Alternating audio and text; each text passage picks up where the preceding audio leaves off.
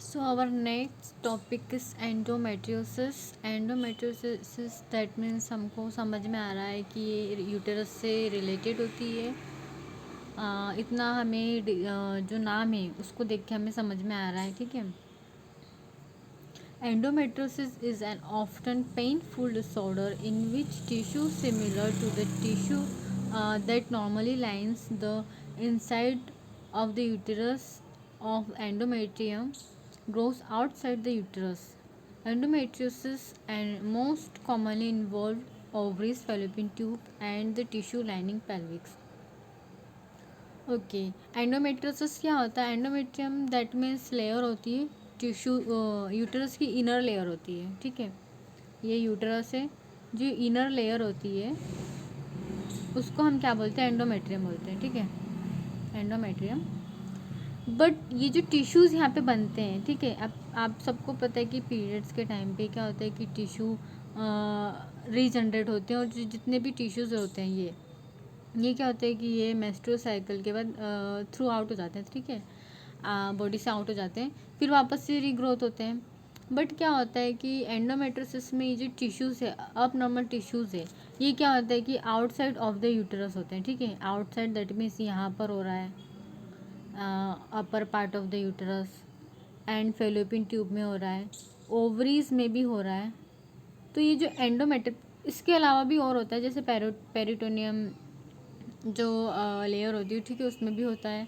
तो ये कंडीशंस हमको देखने को मिलती है एंडोमेट्रोसिस में, जो कि अगर इसका हम स्पेसिफिकली एग्जामिनेशन करते हैं इन टिश्यूज़ का बायोप्सी करके, ठीक है, बायोप्सी दैट मीन्स उसका थोड़ा सा कट लेके टिश्यू का उसको एग्जामिन करेंगे, तो उसको अगर हम एग्जामिन करते तो वो टिश्यूज़ और हमें यूट्रस के अंदर के टिश्यूज़ है, स्ट्रक्चर्स वो सेम मिलेगा।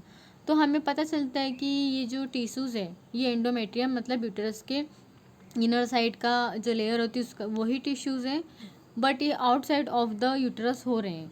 और ये कहाँ कहाँ पर होते हैं? ओवरीज में होते हैं, फेलोपियन ट्यूब्स में होते हैं, और जो लाइनिंग्स होती है, ठीक है, टिश्यूज़ की लाइनिंग होती है पेल्विस की, उसमें भी हमें देखने को मिलते हैं।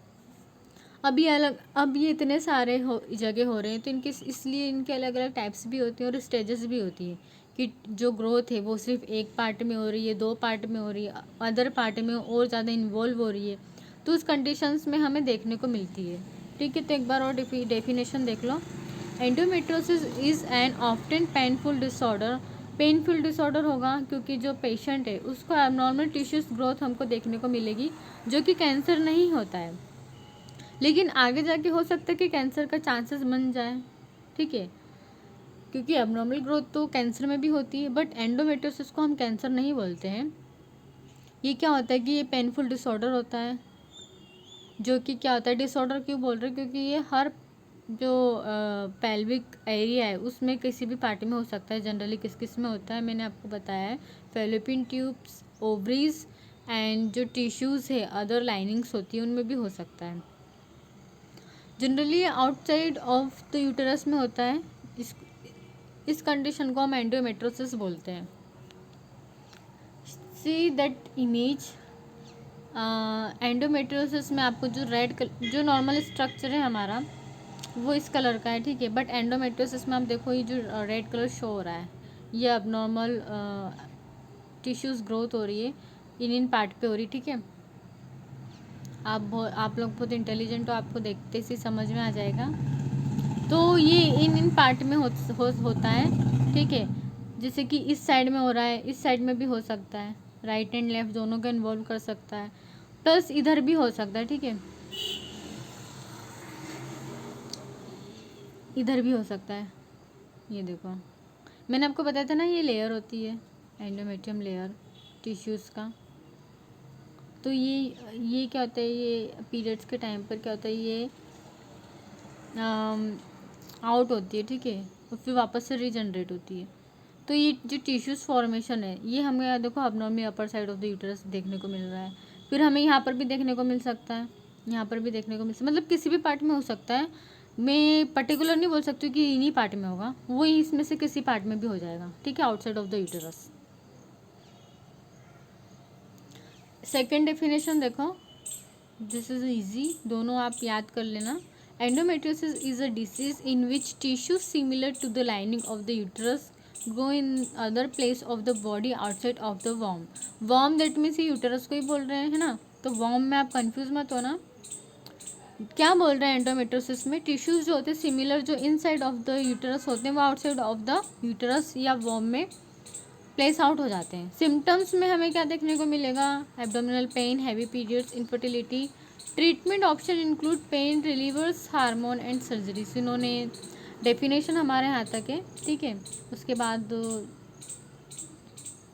सिम्टम्स एंड जो भी ट्रीटमेंट है, ठीक है. तो डेफिनेशन हमारा इतना है, endometriosis is a disease in which similar tissue similar to the lining of the uterus grow in the other place in the body outside of the वॉर्म. ये हमारा डेफिनेशन था. कॉजेस जो इसका है सबसे पहले तो अननोन रहता है, क्योंकि कुछ भी चीज़ अगर होती है और वो हमें जेनेटिक नहीं दिखाई दे रही है या नहीं सुनाई में आ रहा है तो हम उसे अननोन कैटेगरी में लेते हैं. नेक्स्ट है इम्यून सिस्टम. किसी पेशेंट को ऑटो इम्यून डिसऑर्डर है तो उस कंडीशंस में हमें देखने को मिलता है. नेक्स्ट है menstrual blood that contain endometrium cells. जो मेंस्ट्रुएशन ब्लड होता है उसमें एंडोमेट्रियम सेल्स होता है. क्यों होता है मैंने आपको बताया था. May pass back through fallopian tubes into the pelvic cavity. क्या होता है कि पास कहाँ से होती है? फेलोपियन ट्यूब्स होता है through the pelvic cavity. There where the cell stick to the organ. This is called retrograde menstruation. इसमें क्या होता है कि जो मेंस्ट्रुएशन जो ब्लड है, ठीक है, उसमें क्या होता है एंडोमेट्रियम सेल्स होता है. ये क्या होता है कि बैक थ्रू हो जाता है फेलोपियन ट्यूब से इनटू द पेल्विक कैविटी में बैक हो जाता है, जिसके कारण से हमें क्या होता है कि जो सेल है वो स्टिक टू द ऑर्गन्स में रहते हैं, जिसे हम एक अलग ही डिसीज बोलते हैं रेट्रोग्रेड मेंस्ट्रुएशन, ठीक है, जो वापस से फ्लो बैक हो जाता है, ठीक है. तो उस कारण से क्या होता है कि जो एंडोमेट्रियम टिश्यूज़ है वो वहीं पर बने हुए रहते हैं और वो क्या काम करते हैं? अब नॉर्मल ग्रोथ का काम करते हैं. नेक्स्ट जेनेटिक्स देखते हैं कि अगर प्रीवियसली भी हमें कंडीशंस देखने को मिली है, मदर को है या फिर उसके और अपर जो कैटेगरीज है जेनेटिक्स उनमें हमें अगर ये देखने को मिला है तो उस कंडीशंस में भी हम बोल सकते हैं कि जेनेटिक्स हो सकता है. अब हम टाइप्स की बात करते हैं. एंडोमेट्रियोसिस जनरली हमने 3 पार्ट में डिवाइड किया है अकॉर्डिंग टू जो टिश्यूज है उनकी ग्रोथ के अकॉर्डिंग उनको डिवाइड किया है किस तरीके से हो रहा है. फर्स्ट देखो, there are 3 main types of endometriosis based on where it is superficial peritoneal lesions. जो सुपरफिशियल पेरिटोनियल लेशंस होते हैं उनमें हमें देखने को मिलता है, ठीक है. This is the most common kind have lesions on peritoneum. जो पेरिटोनियम लेशंस होते हैं उनमें हमें देखने को मिलता है पेल्विक कैविटी में. पेल्विक कैविटी में आपको पता है ना पेरिटोनियम लेयर होती है. जो लेयर होती है उसमें हमें देखने को मिलता है, ठीक है. आप ये देखो इसमें ये लेयर टाइप हमें शो हो रहा है. लेयर टाइप नहीं लेयर ही है, ठीक है. तो ये लेयर में ये अब नॉर्मल तरीके का ग्रोथ हो रहा है ये क्या है? एंडोमेट्रियोसिस. अब आप खुद देखो कि कितना इस कंडीशन से, जैसे कि मान लो किसी को इनर मतलब अब नॉर्मल ग्रोथ हो रही है. अब जो नॉर्मल ऑर्गन का फिजियोलॉजी होता है एनाटॉमिकल जो साइज एंड शेप होता है उसमें अबनॉर्मलिटीज़ आती है. अब उसमें अबनॉर्मलिटीज़ आती है तो ऑब्वियसली बात है पेन भी होगा एंड उसके कारण और दूसरी चीज़ें हो सकती है जैसे कि ब्लड फ्लो में दिक्कत हो सकती है. तो ये कंडीशंस में हमें देखने को मिलता है. नेक्स्ट हमारा टाइप है एंडोमेट्रियोमा ओवरियन लेशंस, जिसमें हमें जनरली देख के समझ में आ रहा है ओवरीज में अगर हमें एंडोमेट्रियोसिस देखने को मिलती है तो हम इसे क्या बोलते हैं? एंडोमेट्रियोमा बोलते हैं. आप इसमें देखो इमेज से आपको शो हो रहा है. अब इमेज में क्या हो रहा है कि एंडोमेट्रियम सिस्ट, हमने इसका सिस्ट भी पढ़ा था ओवरीज का, है ना. तो उसमें हमने देखा था, देखो ये किस तरीके का हमें शो हो रहा है. इसमें अबनॉर्मल टिश्यूज ग्रोथ हो गई है जो सिस्ट बन सकती है, ठीक है. This dark fluid filled cyst also called from deep in ovaries. ये क्या होता है जनरली ये अपने को ऊपर शो हो रही है, लेकिन क्या होता है कि inner part of the ovaries या डीप में भी शो हो सकता है, जिससे हमें क्या मिल सकती है? डिफ़िकल्टीज मिल सकती है पेशेंट के अंदर देखने को ओवरीज में. तो ये हमारा सेकेंड टाइप्स था. थर्ड टाइप्स में हमारा ये है, आप पहले इमेज को देख लो. आई नो आपको थोड़ा डिफ़िकल्टी होगी देखने में, बट इसमें देखो आप, इसमें this type grow under peritoneum called can involve organ near uterus such as bowel और ब्लैडर। इसमें कौन कौन से ऑर्गन अफेक्टेड होते हैं? Uterus such as bowel, uterus तो होगा ही होगा, bowel and bladder, and about 1 to 5% हमें वुमेंस में देखने को मिलता है। इसको हम क्या बोलते हैं? Deeply infiltrating endometriosis. ठीक है, इसमें समझ में आ रहा है डीपली इनफिल्ट्रेट, दैट मीन्स हम अगर किसी पेशेंट को डीपली इनफिल्ट्रेटिंग होता है तो हमें शुरू में उसको एग्जामिन करने में दिक्कत होती है, क्योंकि हमें सब देखना पड़ता है पेल्विक कैविटी से कि कौन कौन से पार्ट में हो रहा है। ठीक है, सॉरी, पेल्विक रीजन में हमें देखना पड़ता है कि कौन कौन सा पार्ट अफेक्टेड है। तो ये हमारे 3 टाइप्स थे, आप इनको अच्छे से पढ़िए। देखो इमेज में आप देखो, सबसे पहले ये हमें पेरिटोनियम कैविटी में दिख रही है, फिर रेक्टम में हमें एरिया में हमें शो हो रहा है नीचे। ठीक है, फैलोपियन ट्यूब है, उसमें भी हमें देखो रेड अलग से दिख रहा है, एंड इसमें भी हमें शो हो रहा है ये यूटेरस है। ठीक है,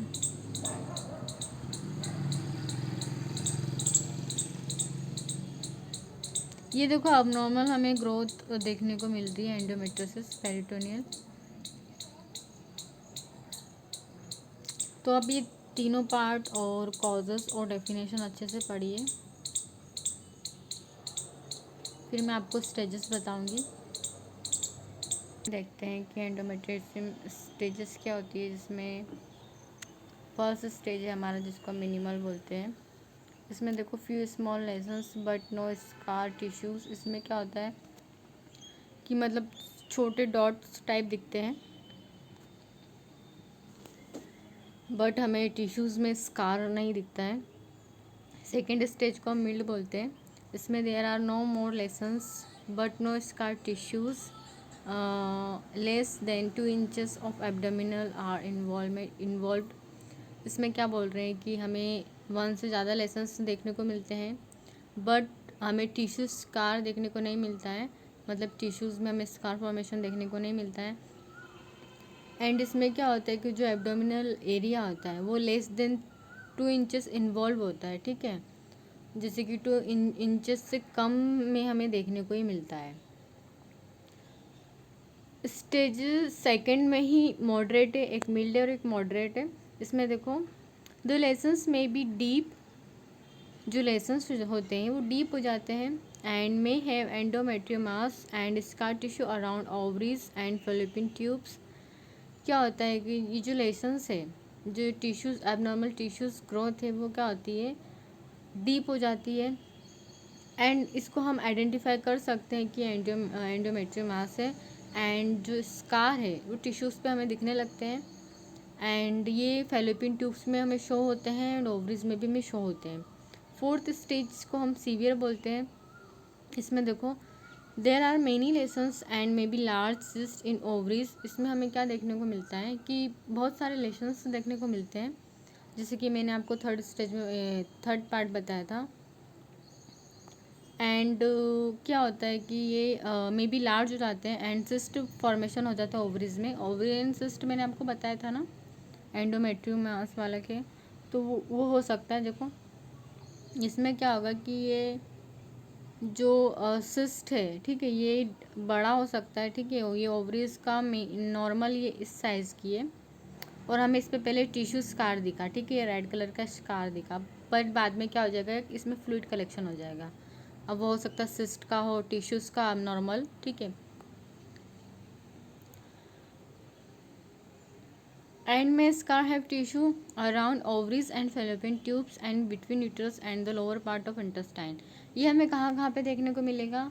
सबसे पहले ओवरीज में, फैलोपियन ट्यूब्स में, and between ovaries and fallopian tubes में भी देखने को मिलता है, and between uterus of lower part of the intestine में देखने को मिलेगा। जितना भी यूटरस से कनेक्टेड पार्ट है उसमें हमें देखने को मिलेगा जनरली सीवियर में। क्लिनिकल फीचर्स में देखो very long and heavy periods, patient जो होगा वो उसको लॉन्ग पीरियड्स रहेगा, दैट इज़ 7 days से ज़्यादा, and heavy periods that amount जो उसको नॉर्मल पीरियड्स है उससे हैवी देखने को मिलेगा। सीवियर क्रैम्प्स होगा पेशेंट को, एब्डोमिनल पेन होगा, लोअर एब्डोमिनल क्रैम्प्स होगा, next severe migraine and lower back pain during periods. Patient को सीवियर माइग्रेन होगा एंड लोअर बैक पेन होगा, क्योंकि क्या होगा, उसका हैवी मेंस्ट्रुअल ब्लीडिंग होगी, जिसके कारण क्या होगा, उसका वीकनेस होगी उसको, ठीक है। वीकनेस के बाद उसको, या आप लोग सिम्टम्स में लिख लेना अलग से, वीकनेस होगा उसको, उसके बाद हेडेक होगा, माइग्रेन होगा, क्योंकि उसका जो फ्लूइड लॉस है, फ्लूइड वॉल्यूम वो एकदम से लॉस होगा।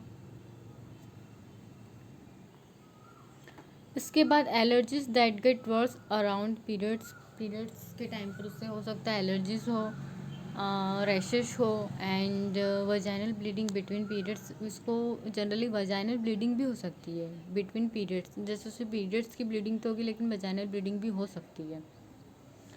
नेक्स्ट ब्लड इन यूरिन और फ्रॉम रेक्टम, क्योंकि क्या होगा, अब नॉर्मल टिश्यूज ग्रोथ हो रहा है एंड एंडोमेट्रियोसिस की कंडीशन में क्या होगा, स्कार फॉर्मेशन होगा, जिसके कारण जो ब्लड है वो यूरिन में हमें देखने को मिलेगा एंड रेक्टम में देखने को मिलेगा। Fatigue, nausea, diarrhoea and constipation हो सकता है पेशेंट को, ब्लोटिंग हो सकती है, feeling of fullness, trouble getting pregnant, patient को ट्रबल हो सकता है दैट वो प्रेग्नेंट हो तो उस कंडीशन में उसे दिक्कत हो सकती है प्रेगनेंसी कंसीव करने में। नोजिया वोमिटिंग इसलिए होगा क्योंकि उससे एब्डोमिनल डिस्टेंशन होगा, ब्लोटिंग होगा, क्योंकि फीलिंग ऑफ फुलनेस लगेगा उसमें, क्योंकि एंडोमेट्रोसिस ज़रूरी नहीं है कि डॉट टाइप है, ठीक है, वो कितना भी बड़ा हो सकता है अब नॉर्मल ग्रोथ, जिसके कारण क्या होगा कि पेशेंट को दिक्कत होगी। अगर हम बात करते हैं डायग्नोस्टिक एवेल्यूएशन की, तो हम हिस्ट्री कलेक्शन, फिजिकल एग्जामिनेशन करेंगे, जिसमें पूरे पेशेंट की हिस्ट्री पूछेंगे, मेंस्ट्रुएशन हिस्ट्री पूछेंगे। फिजिकल एग्जामिनेशन में अगर हमें एब्डोमिनल के साइज में, शेप में अंतर आता है तो वो देखेंगे, एंड बाद में इमेजिंग टेस्ट करेंगे। इमेजिंग टेस्ट में हम ultrasound, CT scan and MRI करेंगे, जिसमें जो डिटेल्स है ऑर्गन की वो पूरा हम देखेंगे।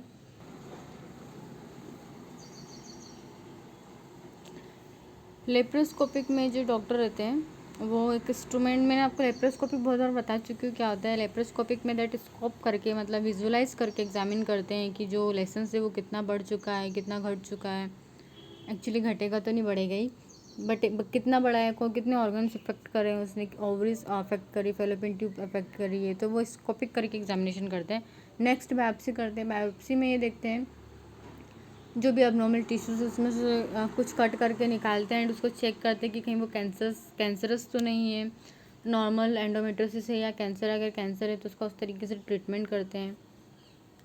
नेक्स्ट अगर कॉम्प्लिकेशन की हम बात करते हैं तो हमें इसमें इनफर्टिलिटी देखने को मिलता है और कैंसरस देखने को मिलता है। इनफर्टिलिटी हमें क्यों देखने को मिलता है, जैसे कि जो नॉर्मल प्रेगनेंसी होती है वो क्यों होती है, इसमें देखो, pregnancy to occur and egg must be release from an ovaries. मैं आपको बता चुकी थी कि मैं जो मेंस्ट्रुएशन के प्रोसेस उसमें एग कैसे रिलीज़ होते हैं। एग ओवरीज से रिलीज़ होकर फेलोपियन ट्यूब में जाते हैं, दैट वहाँ पर उसका फर्टिलाइजेशन होता है एंड वापस से वो कहाँ पे आते हैं, यूट्रस में आते हैं, देन कंसीव होता है, ठीक है। तो ये तो हमारी बात हो गई इनफर्टिलिटी की। लेकिन अगर एंडोमेट्रियोसिस है तो कैसे इनफर्टिलिटी कॉज करेगा वो देखो। Pregnancy to occur an egg must be released from an ovary, travels through the neighboring fallopian tube, become fertilized by sperm cell and attach itself to the uterine wall. To begin development, endometriosis may obstruct the tube and keep the egg and sperm from uniting, but the condition also seems to affect fertility in less direct ways, such as by damaging the sperm or egg. इसमें क्या होता है, जो endometriosis है, आप इसमें देखो abnormal growth हो रही है, जो नॉर्मल एग होता है, देखो एग यहाँ पे से पहले रिलीज़ हुआ, देन वो फेलोपियन ट्यूब में जाकर यहाँ पे स्पर्म आ रहे हैं, ठीक है। ये देखो स्पर्म आपको लाइट में दिख रहा है, मैं और जूम करती हूँ इस इमेज को, एक्चुअली ज़्यादा जूम हो नहीं रहा है। इसमें देखो ये स्पर्म दिख रहा है, ये वाला एरिया यहाँ पे फर्टिलाइज हो रहा है, ठीक है। फर्टिलाइज होने के बाद क्या हो रहा है कि ये जो फर्टिलाइज है ये वापस फेलोपियन ट्यूब में रन करके यूट्रस में जा रहा है, और यूट्रस की जो वॉल है उससे अटैच हो गया, इसका ये नॉर्मल है। लेकिन एंडोमेट्रियोसिस में क्या होगा, अगर एंडोमेट्रियोसिस होगा तो यहाँ पर हो सकता है कि यहाँ पर उसे एंडोमेट्रियोसिस है तो यहाँ पे एग फॉर्मेशन करने में उसे दिक्कत हो रही है, या फिर यहाँ पर एंडोमेट्रियोसिस है तो हमें क्या कंडीशंस देखने को मिल सकती है, एक्टोपिक प्रेगनेंसीज देखने को मिल सकती है। कॉम्प्लिकेशंस की अगर बात करती हूँ, या फिर हो सकता है कि जो स्पर्म है वो इधर आ ही नहीं पाए, तो इस कंडीशन में जो जो एग रिलीज़ हो रहा है वो फर्टिलाइज ही नहीं हो पाएगा। ठीक है, थोड़ा मतलब ध्यान लगा के इसको देखना।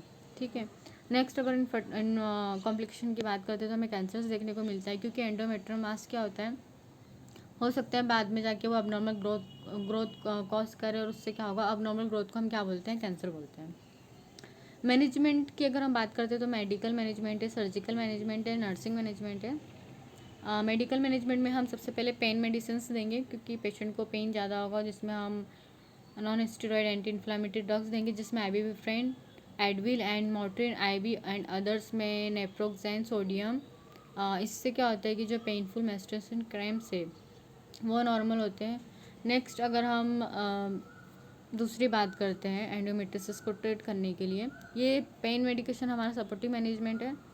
हार्मोनल थेरेपी देंगे, जिसमें हम बर्थ कंट्रोल पिल्स देंगे, पैचेस देंगे एंड वजाइनल रिंग्स देंगे to help the control hormone responsible to build up of endometrial tissue each month. क्या होता है, मैंने आपको पहले बताया था कि एक जो वुमन है उसको प्रेग्नेंट ओवुलेशन मेंस्ट्रुएशन प्रोसेस के लिए एस्ट्रोजन और प्रोजेस्टेरोन हार्मोन चाहिए।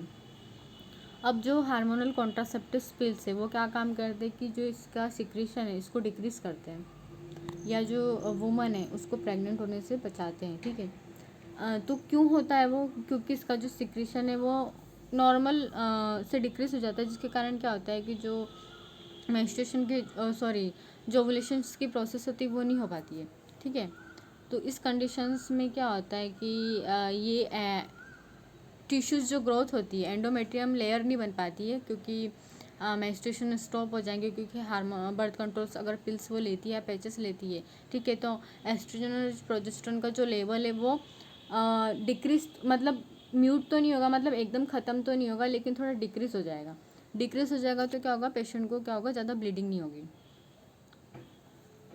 Next gonadotropin releasing hormone, agonist and antagonist. ठीक है, ये क्या काम करते हैं, जो GnRH जो हार्मोन्स रहते हैं उनको क्या करते हैं, ब्लॉक करने का काम करते हैं। This drug block the production of ovarian stimulation hormone. देखो इसको ढंग से पढ़ने वाले पॉइंट को, this drug block the production of ovarian stimulating hormones. ये क्या काम करते हैं कि जो प्रोडक्ट ब्लॉक करते हैं, जो प्रोडक्शन हो रहा है ओवरीज से जो हार्मोन का, उसको ब्लॉक करते हैं। Lowering oestrogen level and preventing menstruation. क्या होता है कि जब लोवरिंग होगा एस्ट्रोजन लेवल का तो प्रिवेंटिंग करेगा मेंस्ट्रुएशन को, मतलब पेशेंट को बहुत कम प्रिवेंट करेगा मेंस्ट्रुएशन से। ठीक है, ये बोल रहे हैं कि मेंस्ट्रुएशन जो है वो प्रिवेंट हो जाएगा। दैट मीन्स ये है कि पेशेंट को मेंस्ट्रुएशन साइकिल नहीं आएंगे जब तक वो ये मेडिसिन ले रही है। This cause endometrial tissue to shrink. ये क्या काम करते हैं कि जो एंडोमेट्रियल जो टिश्यूज़ होते हैं, जब तक उनमें मेंस्ट्रुएशन नहीं होगा तो क्या होगा कि उसको श्रिंक करने का काम करेंगे, क्योंकि उनको वो जो चाहिए वो मिल ही नहीं रहा है। उनको एबनॉर्मल ग्रोथ चाहिए, जो किससे मिल रही है, मेंस्ट्रुएशन से मिल रही है। मेंस्ट्रुएशन में टिश्यूज़ के ग्रोथ होती है। ठीक है, एंडोमेट्रियम की अगर वो नहीं हो रही है, ठीक है, अगर वो नहीं हो रही है तो किस तरीके से फिर टिश्यू ग्रोथ होगा। हम एंडोमेट्रियोसिस पढ़ रहे हैं। एंडोमेट्रियोसिस दैट मीन ये होता है कि जो एंडोमेट्रियम लेयर होती है यूट्रस की, वो यूट्रस में ना बन के कहीं बाहर बन रही है। लेकिन अगर हम एंडोमेट्रियम लेयर को ही ना बनने दें, तो अगर एंडोमेट्रियम लेयर ही नहीं बनेगी तो जो टिश्यूज़ है उसमें ग्रोथ ही नहीं होगी। अगर उसमें ग्रोथ नहीं हो रही है तो क्या होगा, वो अपने आप श्रिंक हो जाएगा, स्टॉप हो जाएगा। Because this drug create artificial menopause. इस बात को ध्यान से पढ़ना, ये क्या करते हैं, आर्टिफिशियल मेनोपॉज दैट मीन्स कुछ समय के लिए आर्टिफिशियल मतलब एक्वायर्ड कर रहे हैं, परमानेंटली मेनोपॉज नहीं हो रहा है। Taking a low dose of oestrogen and progesterone along with GnRH agonist and agonist may decrease menopausal side effect. लेकिन हम उसको थोड़ा थोड़ा मिनी डोज देंगे एस्ट्रोजन एंड प्रोजेस्टेरोन का। क्यों देंगे, क्योंकि जो मेनोपॉजल के साइड इफेक्ट है वो ना देखने को मिले, जैसे कि hot flashes, vaginal dryness and bone loss, menstrual period and ability to get pregnant return when stop taking medications. ठीक है। एंडोमेट्रोसिस के सर्जिकल मैनेजमेंट की अगर हम बात करते हैं तो इसमें हम लेप्रोस्कोपिकल सर्जिकल मैनेजमेंट करते हैं, हिस्टेक्टोमी करते हैं। लेप्रोस्कोपिक मिनिमल इन्वेसिव सर्जरी होती है। लेप्रोस्कोपिक में कम से कम आपको 15 to 20 टाइम्स, जितनी भी मैंने डिशेस बताई है उसमें हर उसमें यूज़ किया है। लेप्रोस्कोपिक में क्या करते हैं, जनरली क्या करते हैं, स्कोपी करके एग्जामिन भी करते हैं एंड उन्हें अगर एंडोमेट्रोसिस लगता है, ठीक है, माइनर कंडीशंस में लगता है या मॉडरेट में लगता है, तो उसको क्या करते हैं, इन्वेसिव सर्जरी करके ट्रीट करके बाहर निकाल लेते हैं। ठीक है। इसमें जनरली देखो, a minimal invasive surgery is use to both visualise and diagnose. सबसे पहले ये इसको क्या करते हैं, विजुअलाइज एंड डायग्नोस दोनों होता है इसमें। Endometriosis it is also use to remove the endometrial tissues. A surgeon make small incision in abdomen. मैंने आपको बताया था कि एब्डोमेन में इंसिजन करते हैं to surgically remove the growth and to burn the vaporise them. Laser are commonly use this days as a way to destroy this out of place tissues. इसमें क्या हो रहा है कि लेज़र मेथड के थ्रू जिसे हम जो ग्रोथ होता है, ठीक है, एबनॉर्मल जो ग्रोथ होता है टिश्यूज़ का, उसको लेज़र थेरेपी के थ्रू क्या करते हैं, डिस्ट्रॉय करते हैं, जो भी आउट ऑफ प्लेस जितने भी टिश्यूज़ रहते हैं उसको। हिस्टेक्टोमी में टोटल हिस्टेक्टोमी करेंगे, जिसमें या तो फिर यूट्रस को वो आउट करते हैं या फिर दोनों या फिर uterus plus fallopian tubes and ovaries को आउट करके टोटल रिमूव करते हैं। इसमें क्या होता है कि जो पेशेंट होता है उस वो बाद में बहुत मतलब बाद में उसका चांसेस नहीं होता है कि वो प्रेग्नेंट हो पाए, तो हिस्टेक्टोमी लास्ट ऑप्शंस रहता है। अगर पेशेंट मैंने आपको हिस्टेक्टोमी के साइड इफ़ेक्ट्स भी बताए थे, और अगर आपको नहीं पता है तो आप खुद सर्च कर लेना, ठीक है। हिस्टेक्टोमी के मैंने आपको कम से कम हर डिसीज़ में हिस्टेक्टोमी भी बताया है। हिस्टेक्टोमी में यूट्रस को निकाल लेते हैं, ठीक है। अगर उसको हम क्योर नहीं कर पाते हैं तो हमारा लास्ट ऑप्शन यही रहता है कि यूट्रस को आउट करना। यूट्रस के बिना भी क्या होता है, फीमेल अपनी जो नॉर्मल लाइफ है वो सर्वाइव कर सकती है, लेकिन थोड़े बहुत कॉम्प्लिकेशंस देखने को मिलते हैं, जैसे कि ओल्ड एज देखने को मिलता है वुमन में, एंड अबनॉर्मलिटीज़ देखने को मिलती है, जैसे कि ओबेसिटी देखने को मिलती है। तो ये उसके साइड इफ़ेक्ट्स हैं हिस्टेक्टोमी के। तो जनरली हमारा लास्ट ऑप्शन रहता है। बट अगर पेशेंट ऐसा रहता है कि वो क्योर नहीं हो पाता है, एंडोमेट्रोसिस ज़्यादा एरिया में हो गया है एंड उसको मतलब हर पार्ट को यूट्रस के या जो फेलोपियन है हर पार्ट को वापस से रिकवर नहीं किया जा सकता, तो हमारा लास्ट ऑप्शन रहता है हिस्टेक्टोमी करने का। नर्सिंग मैनेजमेंट की अगर हम बात करते हैं तो हमारा सबसे पहले यही रहेगा कि the health history and physical examination focus on specific symptoms, जैसे कि पेन और जो पेशेंट बोल रहा है वो। Explaining the various diagnostic procedure may help to elevate the patient anxiety. Patient goals include relief of pain, dysmenorrhea, dyspareunia and avoidance of infertility. इसमें क्या हो रहा है कि पेशेंट्स को हमको रिलीफ करना है, किससे, पेन से, जैसे कि डिस्मेनोरिया में क्या होता है कि जो मेंस्ट्रुएशन के टाइम पे पेन होता है, क्रैम्प्स होते हैं, उसको हम डिस्मेनोरिया बोलते हैं। डिस्पारयूनिया दैट मीन्स ये होता है कि पेशेंट को डिफ़िकल्टी ड्यूरिंग इंटरकोर्स, ठीक है, और आफ्टर इंटरकोर्स के दौरान जो डिफ़िकल्टी होती है, ठीक है, सेक्सुअल इंटरकोर्स, तो उस कंडीशन जो टर्म है उसको हम डिस्पारयूनिया बोलते हैं। एंड अवॉइडेंस ऑफ इनफर्टिलिटी, जैसे कि मैंने आपको बताया कि अगर हम हिस्टेक्टोमी करते हैं तो हमें पेशेंट को इनफर्टिलिटी देखने को मिलती है, तो हमें उससे रिलीफ करना है, ठीक है। एंड पेशेंट को एजुकेशन भी देना है। अगर हम पेशेंट का हिस्टेक्टोमी कर रहे हैं तो पेशेंट को उसके बारे में बताना है कि इससे इनफर्टिलिटी होगी। Next, as the treatment progress the woman with endometriosis and her partner may find that pregnancy is not easily possible and the psychosocial impact of this realisation must be recognise and deal with patient positively. हमें पता है कि patient का treatment progress हो रहा है, मतलब patient का ट्रीटमेंट चल रहा है एंड वुमन एंडोमेट्रोसिस से है, लेकिन जो उसका पार्टनर है, ठीक है, उसे भी पता चलता है और पेशेंट को भी पता चलता है कि जो प्रेगनेंसी है वो इजीली नहीं हो सकती है अब पॉसिबल। तो दोनों को क्या है, हमें साइको सोशल और उस साइको सोशल इम्पैक्ट भी पड़ता है, तो हमें दोनों को साइकोलॉजिकल सपोर्ट देना है, बोथ कपल्स को। एंड जो भी उस समय की जो कंडीशंस रहेगी उसको डील करना है, विथ पॉजिटिवली डील करना है। जो कंडीशन से पेशेंट को वही बोलना है एंड उसके पार्टनर को भी वही बताना है। दैट वो उसी टाइम पे होता है कि काउंसलिंग या गाइडेंस करना है, वो भी पॉजिटिवली। तो ये हमारा नर्सिंग मैनेजमेंट था। नर्सिंग डायग्नोसिस आप खुद बनाना रिलेटेड टू क्लिनिकल फीचर्स, ठीक है। एंड आई होप आपको क्लास समझ में आया होगा। Thank you.